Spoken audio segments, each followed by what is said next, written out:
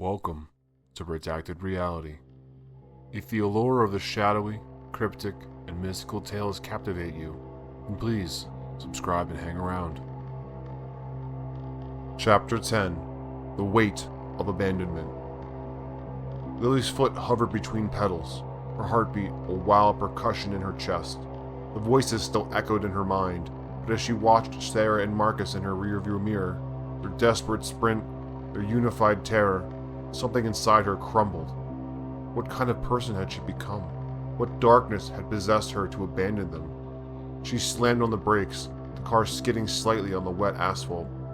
Through the mirror, she watched them running, perfectly in sync despite their panic. Marcus's longer stride matched to Sarah's determined pace. Their movements complemented each other in a way that made Lily's chest ache with a sudden, unexpected pain. The slight transformation before her eyes. No longer were they fleeing from horror. They were running through life together, moving forward while she remained stuck, watching from a distance. She saw flashes of their life. Sarah's hand on Marcus's shoulder during quiet conversations. Their heads bent together over research, sharing knowledge and glances that excluded everyone else. The two of them building something together that had no space for her. A vision of Christmas gatherings where she'd been the afterthought invitation. Birthday celebrations where inside jokes would fly over her head. Their bond forged in moments of terror would outlast whatever friendship they'd extended to her. The shadow thing stalking them from the tree line blurred into insignificance compared to this new fear. The fear of becoming irrelevant to the people she cared about. Lily blinked hard, forcing the vision away. The cold reality of the presence crashed back. Marcus and Sarah weren't building a future without her. They were about to leave with no future at all if she didn't act. Well, they may not want me in the future, she muttered, gripping the gear shift with renewed determination, but they need me today. She threw the car into reverse, tires squealing as she accelerated backwards towards them. The vehicle lurched and bounced over the uneven road, headlights illuminating the genuine relief washing over their faces as they realized she had returned. The dark shape in the trees seemed to hesitate, slowing its pursuit as the car approached. "Come on," Lily whispered, her earlier jealousy replaced by fierce protectiveness. Whatever voices had spoken to her, whatever darkness had momentarily claimed her heart, she wouldn't let it win. Not today. The car lurched to a halt as Lily reached across to unlock the doors. Sarah and Marcus didn't hesitate, throwing themselves into the vehicle with desperate energy of prey escaping a predator. "Go, go, go!"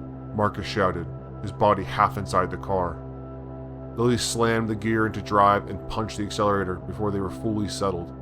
The doors crashed shut from the momentum, barely missing Marcus's arm and leg as he yanked them inside. The tires spun on the wet gravel, kicking up stones before finding purchase and launching them forward. "What the hell was that?" Sarah's voice cut through the cabin, sharp as broken glass. Her face was flustered with exertion and rage. "You left us! You just drove off and left us to die!" Lily's knuckles whitened on the steering wheel. "I panicked, okay? I didn't..." "Panicked? We could have been killed!" Sarah's words bulldozed over Lily's explanation. "We trusted you, and the second things got scary, you abandoned us. What kind of person does that?" The accusation hung in the air as Lily navigated a sharp turn, tires skidding slightly. In the rearview mirror, the darkness of the Whittaker property receded, but the shadows seemed to cling to the edges of the glass. "That place got into my head," Lily attempted again, her voice smaller. "It was like..." "Save it," Sarah snapped. "I don't want to hear whatever excuse you've concocted. The fact remains, you left us to die." Marcus shifted in his seat, turning to Sarah. "Hey, ease up. She came back, didn't she?" "That's supposed to make it okay?" Sarah's eyes widened in disbelief. "No, but the house..." Marcus ran a hand through his sweat-dampened hair. "You felt it too. That place doesn't just scare you, it changes you, twists your thoughts." Sarah opened her mouth to argue, but Marcus continued, his voice steady despite his ragged breathing. "Look at what we just saw in there. Look what happened to Joe and Sam and Ellie. Whatever's in that house, it gets inside you. He glanced at Lily. She fought it off. She came back. That's what matters. Sarah crossed her arms tightly across her chest. Jaw clenched so hard a muscle jumped beneath her skin. She fixed her gaze out the passenger window, watching the twisted branches of the roadside trees flash by in the headlights. The silence in the car grew thick and oppressive. Fine, she said finally, her voice clipped and cold. Let's focus on what matters. Lily, find the nearest police station. She pulled out her phone, the screen's blue glow highlighting the tension etched across her face. No signal yet. Just keep driving towards town. Lily nodded, grateful for the reprieve from Sarah's justified anger. Her hands still trembled on the steering wheel, the memory of those forgotten thoughts. The memory of those foreign thoughts, those jealous, cruel impulses, still lingering like a bad taste. Marcus, Sarah continued, not looking at either of them, tell me exactly what you saw in there. Everything. Don't leave out a single detail. Marcus leaned forward, elbows on his knees, staring at his blood-splattered hands. The drag marks we saw outside, they weren't from Joe or Ellie or even Sam. It was a deer. Someone had... He swallowed hard. Someone had cut it open. Ritualistic, symbols carved into its flesh. Symbols? Lily's voice cracked. Like what we found in the archives? Similar, but not identical. Marcus closed his eyes, reconstructing the scene. The arrangement was different, more deliberate. Like whoever did it knew exactly what they were doing. Sarah finally turned to face him. And the blood, was that all from the deer? Marcus shook his head slowly. No, there was human blood too, a lot of it, near the staircase and leading what looked like into the study. His voice dropped. I think Joe and Sam might have fought each other. What? Sarah's anger momentarily gave way to confusion. That doesn't make any sense. They're best friends. That's what the house does, Lily whispered, her eyes fixed on the road ahead. It twists everything inside you. Makes you see things that aren't there, feel things that you'd never normally feel. Marcus nodded grimly. I found Joe's watch. It was smashed, covered in blood. And there was a crowbar nearby with... He couldn't finish the sentence. With what? Sarah demanded. Hair and tissue, Marcus finally said. Like someone had been beaten with it. The car swerved slightly as Lily processed this information. She quickly corrected their course, hands shaking. And Ellie? Sarah's voice had lost its edge, replaced by a growing dread. I didn't see her, but I found her climbing harness torn to pieces in the hallway. Marcus rubbed his temples. Sarah, I think whatever's in that house used them against each other. It made them violent, the same way it... He glanced at Lily. The same way it made me leave you both behind, Lily finished for him, shame coloring her words. Sarah's face hardened again. So what are we dealing with?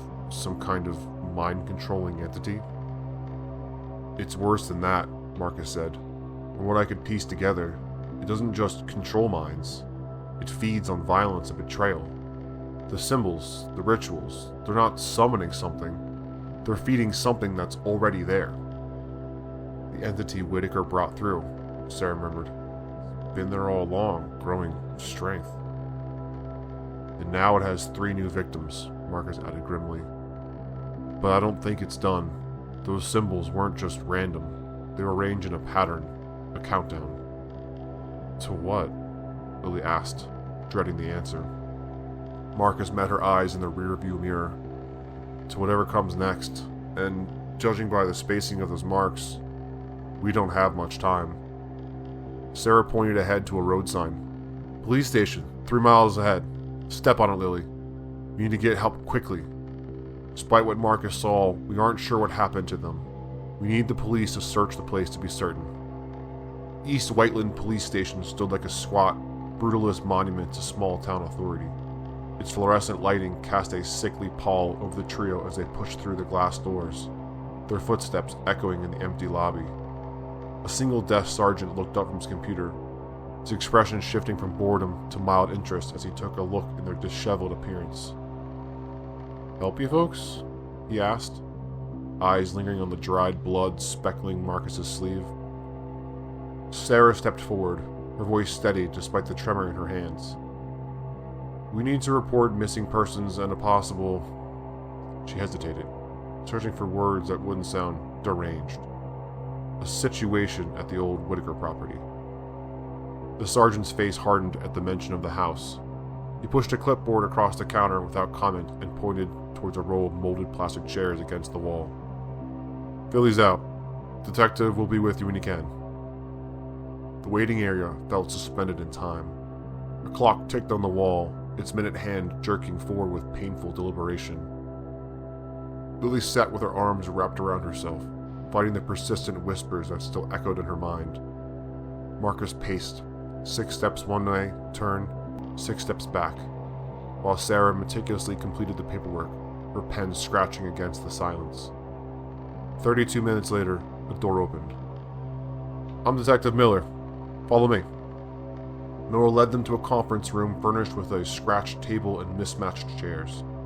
He was tall, with close-cropped salt and pepper hair and the measured movements of someone accustomed to managing crisis. Nothing in his demeanor suggested judgment as he listened to their account. "Start from the beginning," he said, notebook open, pen poised. "Take your time." Sarah spoke first, her academic precision lending credibility to their bizarre tale. She explained their research into Judge Whittaker, the coven, the rituals, carefully omitting Miranda's ghost, but emphasizing the historical evidence they'd uncovered. "3 of our friends went to investigate the property last night," she concluded. "They haven't returned, and we found evidence of violence when we went looking for them." Miller nodded, making notes. "These friends, Joe Raines, Sam Doyle, Ellie Navarro, correct? And you still believe they're in the house?" "Or somewhere on the property," Marcus interjected, the fluorescent lights accentuating the hollows under his eyes. "There was blood, Detective, a lot of it, and some signs of some kind of ritual killing involving a deer." Miller's pen paused. "Ritual killing?" Marcus described the mutilated deer, the symbols carved into its flesh. "It was arranged deliberately, like a message or a countdown." "And you believe this is connected to your missing friends?" Miller's tone remained neutral, professional. "We know it sounds crazy," Lily spoke up, her voice barely above a whisper. "But something's wrong with that house. It gets into your head, makes you think things, do things you wouldn't normally do." Miller studied her for a moment. "You experienced this personally?" Lily nodded, shame coloring her cheeks. "I abandoned them. Just drove away and left them there. It wasn't me. I mean, it was, but it wasn't what I wanted to do. It was like something was pushing thoughts into my head." "And you returned to your friends?" "Yes, I fought it off." Miller made another note, his expression unreadable. "Detective," Sarah leaned forward, urgency threading through her words. "We need you to search the house, tonight. Our friends could still be alive, but if they are, they don't have much time." "What makes you so certain of that?" Miller asked. "The symbols," Marcus answered. "They're arranged in a pattern that suggests a timeline. Whatever's happening there is building to something, and it's happening soon." "Please," Lily added, her eyes meeting Miller's. "Even if you think we're crazy, 3 people are missing. That's real." Detective Miller leaned back in his chair, the metal frame creaking under his weight. His expression remained neutral, but there was a subtle shift in his posture, a slight relaxing that suggested he wasn't dismissing their story entirely. "Let me make sure I understand this correctly," he said, tapping his pen against his notepad. "You found Joe's truck parked near the Whittaker property. You saw what appeared to be blood and drag marks. You entered the house, where Marcus claimed to have found Joe's watch and a bloodied crowbar. He looked directly at Marcus, and yet, despite having 3 smartphones between you, none of you thought to document any of this evidence. Marcus's face flushed. It wasn't exactly a planned investigation. We're looking for our friends. In a panic, Miller nodded, not unkindly. I understand the impulse, but it does complicate matters. Sarah straightened in her chair. The evidence is still there. We can show you exactly. Here's the issue, Miller interrupted, setting down his pen. What you've described to me is a series of observations made while trespassing on private property. Mr. Reynolds here has openly admitted to breaking and entering. The door was already open, Marcus protested. Still constitutes unlawful entry, Miller replied. Now, I'm not interested in pursuing charges. There's no one withstanding to press them anyway since the property's ownership is tied up in some complex estate situation. But it does create a problem for obtaining a search warrant. Lily's voice was barely audible. But our friends... I hear your concern, Miss Shen. Truly. Miller's tone softened. Missing persons is something we take very seriously. But judges don't issue search warrants based on stories about blood that no one photographed and mystical symbols that may or may not exist. Sarah's knuckles whitened as she gripped the edge of the table. So you're saying you won't help us? I'm saying I need more to work with. Miller flipped back through his notes. Right now, what we have is an abandoned vehicle, legally speaking. It's not even considered abandoned until it's been there for about 48 hours. With no visible signs of damage or struggle, we have no photos of this alleged crime scene, no witnesses except the 3 of you, and frankly, a story that involves mind control and ritual sacrifice. Marcus slammed his palms on the table. People are dying in that house. Possibly, Miller acknowledged, unfazed by the outburst. Or possibly they left on foot, or someone picked them up, or any number of explanations that don't involve the supernatural. Lily felt tears welling in her eyes. You think we're making this up? What I think, Miller said carefully, is that you believe what you are telling me. I think that old house plays tricks on people's minds. Shadows move, floors creak, and suddenly the mind fills in gaps with the worst possibilities. Sarah leaned forward. Detective, please, just send someone to check. That's all we're asking. Miller studied her for a long moment. I'll tell you what I can do. I'll dispatch a patrol car to drive by the property, verify the presence of the vehicle, and do a cursory check of the grounds. Standard procedure for an abandoned vehicle report. If they observe anything suspicious, we'll take it from there. That's not enough, Marcus insisted. It's what I can offer within the bounds of the law, Miller replied firmly. Without concrete evidence or immediate indication of danger, my hands are tied. The fluorescent lights buzzed overhead, emphasizing the silence that followed. Sarah's eyes widened as a realization struck her. She straightened in her chair, her mind racing through possibilities they hadn't yet explored. The hotel rooms, she said suddenly, cutting through the tense silence. We still need to search the rooms. Marcus frowned. What? Joe, Sam, and Ellie's hotel rooms, Sarah clarified, turning to him. What exactly did the front desk tell you about accessing them tomorrow? Marcus ran a hand through his hair. The morning manager said they couldn't let us in without guests present. But the afternoon manager might make an exception if we explained the situation, and that he would leave a note with his recommendation that we be allowed into the rooms under security supervision. They won't even consider it until after check-in time tomorrow, though. Sarah turned to Detective Miller, a spark of determination in her eyes. Detective, could you help us expedite this? There might be crucial evidence in those rooms. Notes about what they plan to do with the house, research materials, maybe even something that could tell us what happened to them. Miller leaned back, considering her request. The fluorescent lights cast harsh shadows across his face as he tapped his pen against his notepad. I can speak with hotel management, he said finally. I might be able to convince them to let us take a look tonight. Us? Sarah corrected. Let us take a look? Miller shook his head. That's not how this works. I understand your frustration, but your friends haven't even been missing for 24 hours. Officially, they aren't even missing persons yet. But you just said, Marcus began. I said I'd talk to management, Miller interrupted. I can't force them to open those doors. Without a warrant, which I can't get based on what we've been discussing. I'm relying on cooperation. Lily leaned forward. What if they left something behind that explains what happened? What if there's something that proves what we're saying? Miller studied the three of them, noting their exhaustion, their fear, and their determination. He sighed. Here's what I'll do. I'll drive over with you now and speak with management.